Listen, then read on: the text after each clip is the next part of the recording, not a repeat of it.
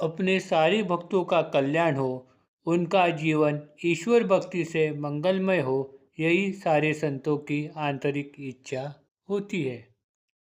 इसीलिए वह इस धरातल पर जन्म लेते हैं। जनलोक का उद्धार यही संतों का कारण, विभूति पवन ईश्वरी, यही कहना उचित है। अपने भक्त भवसागर से पार हो जाए, यही उनकी इच्छा होती है और इसी उद्देश्य से वो अपने भक्तों को उपदेश किया करते हैं। लेकिन ये मार्गदर्शन सबको एक ही तरह का नहीं रहता। भक्तों की सहज प्रवृत्ति, उनकी बौद्धिक क्षमता तथा गए तथा चालू जन्म में कर रहे उपासना भक्ति को देखकर वो अपने भक्तों को मार्गदर्शन करते हैं। भगवद गीता के 7वें श्लोक में भगवान अर्जुन से कहते हैं, दुनिया के भवसागर में फंसे हुए भक्तों को भय से मुक्त करने के लिए ही मैं सगुण साकार रूप लेकर प्रकट हुआ हूँ। ऐसा अवतार धारण करने के बाद मैंने सहस्त्र नाम रूपी नौका बनवा के मैं ही उनका सारथी बन गया। जो भक्त अंतर्बाह्य निरुपाधिक थे, ऐसे सन्यासी जनों को मैंने ध्यान मार्ग की दीक्षा दी। जो जन परिवार सहित थे, उन्हें मैंने नाम रूपी नौका में बिठा दिया, यानी नामस्मरण की दीक्षा दी। तो किसी भक्तों को जन सेवा रूपी प्रेरणा देकर मैंने उन्हें आत्मा में बसे परमात्मा की पहचान करवा दी।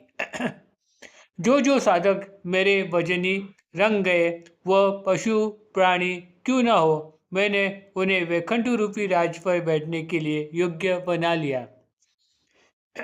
इन सब से ये बात स्पष्ट हो जाती है कि अनेक नदियों का पानी आकर समुद्र में समा जाता है।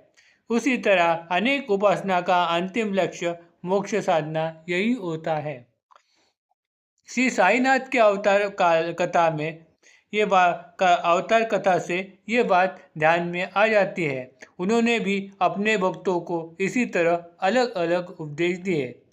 पूज्य श्री दासगुरु महाराज को कीर्तन भक्ति का मार्ग दिखलाया, तो साई सत्यचरित्र के लेखक हेमांत पंत को चरित्र लेखन की प्रेरणा उन्होंने दे दी। तो काका साहेब दीक्षित को भागवत वाचन और अभ्यास करने के लिए कहा। महाराष्ट्र के डहाणू में रहने वाले मामलेदार देव को श्री ज्ञानेश्वरी वाचन का परिपाठ लगा दिया। तो बापू साहेब जोग को वाड़े में बिठा के सुबह भागवत वाचन, तो शाम को भक्तगणों के साथ भावार्थ रामायण का वाचन और निरूपण करने के लिए कहा। इसी तरह साई के प्यारे भक्त माधवराव देशपांडे उर्फ श्यामा को बाबा ने भगवत भक्ति परायण करने के लिए एक अजीबो गरीबो तरकीब निकाली। वह कथा साई सच्चित्र के 27वें अध्याय में आई हुई है। एक बार शिरडी में एक रामदासी बुआ मुक्काम के लिए आए थे।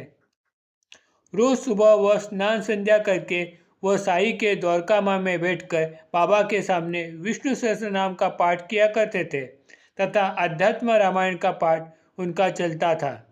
एक बार बाबा ने उनसे कहा, अरे मेरे पेट में दर्द हो रहा है, तू बाजार जाकर मेरे लिए सोनमुखी की भुगी लेकर आ जाना। वो भागते हुए बाजार गया। या बाबा ने अपनी लीला दिखा दी। रामदासी बुआ के जखेड़े में से उन्होंने विष्णु सहस्त्र नाम की पोथी उठा ली। फिर वो अपने जगह पर बैठ गए और उन्होंने माधवराव को अपने पास बुलाकर कहा, यह विष्णु सहस्त्र नाम नहीं, अमृत ही है, जिसे मैं तुम्हें सेवन करने के लिए कह रहा हूँ। जब मुझ पर आई घोर मुसीबत, बात तो आई जान पर बनकर, हो गया मैं निर्भय, साथ मुझे जब इसका मिला, अल्लाह की मुझ पर रहमत हो गई। इसलिए शाम मैं तुझे कहूँ, ध्यान से सुन मेरी बात, निकाल कर समय हर रोज पढ़ना इसे तुम ध्यान देकर, जिससे हो जाएगा कल्याण तेरा। बात मेरी तू अब मेरी मान। लेकिन माधवराव इस पोथी को लेने के लिए तैयार नहीं थे। मुझे कहाँ संस्कृत आती है, पोथी तो है रामदास की, बात बन जाएगी फिजूल झगड़े, दंगे फसाद की, ऐसे अनेक वजह बाबा को उन्होंने सुनाई। लेकिन बाबा भी मानने वाले में से नहीं थे। उन्होंने जबरन वो पोथी श्याम के हाथ में थमा दी और उसका नियमित पठन करने की सलाह उन्हें दे दी। माधवराव ने भी निष्ठापूर्वक दूसरों की सहायता से उस पोथी का पठन तथा नियमित अध्ययन शुरू किया, जिस वजह से वो आध्यात्मिक राह पर चल पड़े। ऐसी थी साई की अपने भक्तों पर कृपा। Om Sai Ram. Please like and subscribe my channel.